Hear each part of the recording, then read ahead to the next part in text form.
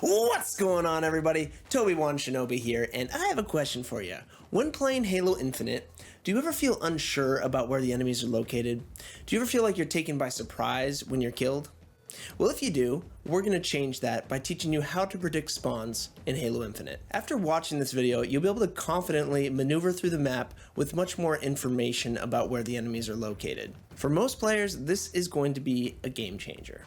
This guide will be a two-part video series where I explain how spawns work in the first video and provide some tips, and then the second video will show you real gameplay examples. Alright, now let's jump in. From all of my research and watching a ton of spawn footage, I've come to the conclusion that Halo Infinite's spawn system has two rules. Rule 1 is to spawn you as far away from the largest group of enemies as possible. That's right, spawn you as far away from the largest group of enemies as possible. A group is considered two or more enemies in close proximity to each other. The second rule is that it tries to spawn you near a teammate while also keeping you a safe distance from those enemies. Okay, maybe consider a third rule is that the game tries to spawn you away from any enemy at all, even individuals, but it really prioritizes spawning you away from a group of enemies, being two or more. Now, the best way to predict spawns and become informed about your enemy's locations is by looking at your teammates. This might sound counterintuitive, but trust me. Think of your teammates' outlines and models as combat sensors or informers rather than potatoes. But seriously, consider seeing their outline as another part of your Spartan's kit. The first thing you should do when you spawn in is look at your teammates and try to determine what they're looking at. Are they firing at someone? Are they taking fire? Where are they moving to? Not only is this going to give you intel on their next moves, but it's also going to give you information about where the enemy is. This is a very good habit to build into your game, no matter what. Watch me spawn hunt this bot by predicting his spawns multiple times in a row and killing him. Seriously, once you learn this skill, you will find it very easy to predict where your enemy is going to spawn next. Great if you want to be a big bully, but also has other benefits. Just a note, a player's spawn is calculated about 1 second before they spawn back in. So that means your teammates can do a lot of running around in the 7 to 10 seconds after killing someone. That means you have to account for this and look at your team's location a few seconds after they kill someone and determine if they're still in the same place or in a different location, and then predict the spawn based off of where they are 1 second before that person spawns in, or a few seconds difference. Spawning in Halo Infinite ultimately boils down to the game wanting to give you a fighting chance off your spawn and be able to support your alive teammates without putting you in immediate danger. Therefore, the game will spawn you near a teammate who's getting shot at as long as the largest group of enemies is not within close range of that teammate. If your teammate dies, you should still have space to make an escape.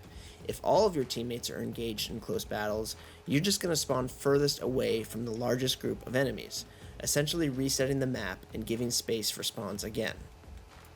So predicting spawns becomes pretty easy and accurate with this knowledge. You can look at your own team's grouped location and try to find the furthest enemy away from your group teammates to determine where the dead enemies will be spawning. The enemy will spawn to support any other enemies who are alive who have distance from your grouped allies. This also means that if you're the last teammate alive, the lone survivor, make sure you run away and get space so that your team will spawn near you to support you. They almost always will if you have enough space, but if you stay close in proximity to the enemies, you shouldn't expect any support to spawn near you. You're on your own. As far as I can tell, objectives, i.e. strongholds held by your team, or the oddball, etc., do not have any weight in calculating your spawn. The exception to this is the flag and inside the enemy base walls.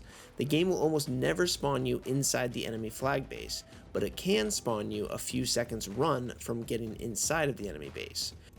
This commonly happens when an entire team pushes into a flag base together, clears the enemies, and then blocks the spawns on the outskirts of the base on their way out. As soon as you start practicing this in-game, you'll discover how often it works, and you'll find yourself having much better game sense. It's really effective. You really just need to get good at watching the kill feed while playing and paying close attention to your teammates' locations. This also means that you can have a huge influence on the enemy's spawn location if you're sticking with a teammate or two, because they're almost always going to spawn opposite of your largest group of players. So this is just another good reason to use good teamwork and push together. The spawns will be a lot more predictable that way, and you'll have a lot safer time moving through the map. Now let's talk about flanking in Halo Infinite. Flanking in Halo Infinite needs to be done very strategically. Why? Well, think about it.